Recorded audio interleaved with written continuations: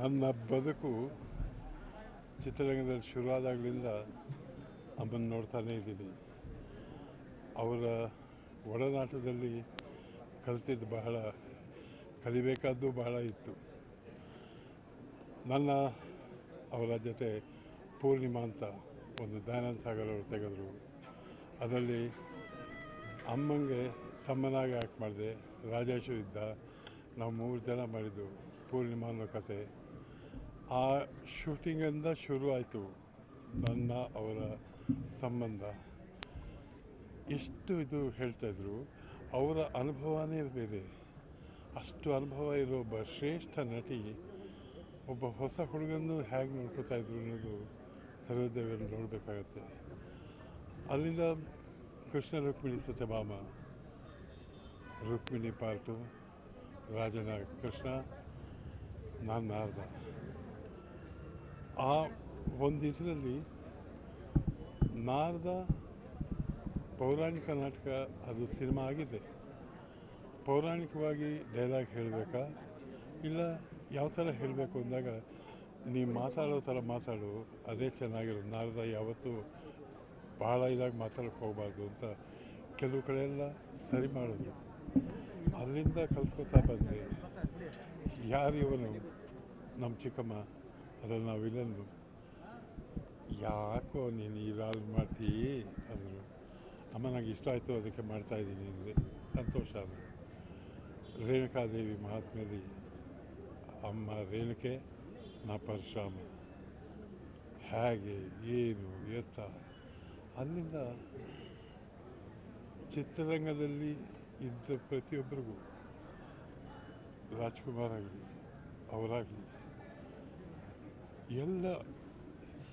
ಎಲ್ಲ ಕಲಾವಿದರನ್ನ ಮನೆ ಮಕ್ಕಳಾಗಿ ನೋಡಿಕೊಂಡು ಅವ್ರನ್ನ ಬೆಳೆಸಿದವರು.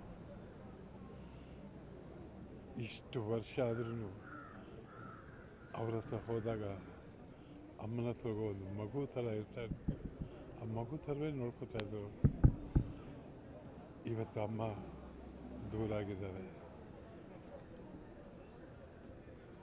ಅವ್ರು ದೂರ ಆಗೋಕ್ಕೆ ನಮ್ಮ ಹೃದಯ ಒಪ್ಕೊಳ್ಳಲ್ಲ. ಯಾವತ್ತೂ ನಮ್ಮಲ್ಲಿ ಇರ್ತಾರೆ. ಅಭಿನಯ ಸರಸ್ವತಿ ಅವರೇ. ಎಂತೆಂಥ ಪಾತ್ರಗಳು. ಮಹಾಕವಿ ಕಾಳಿದಾಸದಿಂದ ನೋಡ್ಕೊಂಡ್ಬಂದರೆ ಒಂದೊಂದು ಪಾತ್ರಗಳು ಮಾಡ್ತಾಯಿದ್ರು. ಎಷ್ಟು ಚೆನ್ನಾಗಿ ಮಾಡ್ತಾಯಿದ್ರು. ಎಲ್ಲ ಭಾಷೆಗಳು ಕೇಳ್ಕೊಳ್ಳೋದೊಂದೇ. ಅವರ ಅಗಲಿಕೆ ನೋವನ್ನು ಭರಿಸೋ ಶಕ್ತಿ ಅವ್ರ ಮಗಳಿಗೆ ಕೊಡಲಿ, ಅವ್ರ ಮನೆಯವ್ರಿಗೆ ಕೊಡಲಿ. ಎಲ್ಲದಕ್ಕಿಂತ ಹೆಚ್ಚಾಗಿ ಇಡೀ ಭಾರತ ದೇಶ ಅಳ್ತಾ ಇದೆ ಇವತ್ತು. ಅಮ್ಮ ಹೋದಲ್ಲ ಅಂತ ಅಳ್ತಾ ಇದೆ. ಅವರೆಲ್ರಿಗೂ ಆ ನೋವು ಭರಿಸೋ ಶಕ್ತಿ ಕೊಡಲಿ. ಅಮ್ಮನ ಆತ್ಮಕ್ಕೆ ಶಾಂತಿ ಕೊಡ್ತಾ ನಮ್ಮನ್ನೆಲ್ಲರೂ ಆಶೀರ್ವಾದ ಮಾಡಿ ಅಂತ ಕೇಳ್ಕೊತಾ ಇದ್ದೀನಿ. ನಮಸ್ಕಾರ. 4 ತಿಂಗಳ ಟೈಮ್ ಭೇಟಿಯಾಗಿದೆ. 4 ಏನಾದ್ರು ಕೇಳಿದ್ರೆ ಅಂತ ಕೇಳಿದ್ರೆ ಹೇಳ್ಬೋದು. ಅವ್ರು ಹೇಳ್ಕೊಳ್ಳೋದಲ್ಲ, ಕೇಳ್ಕೊಳ್ಳೋದು. ಏನು ಸಮಾಚಾರ ಅಂದರೆ ನಿಂದು ಹೇಳಪ್ಪ, ನನ್ನಿದ್ದೇ ಇದೆ, ನಿಂದು ಹೇಳಪ್ಪ ಅನ್ನೋರು.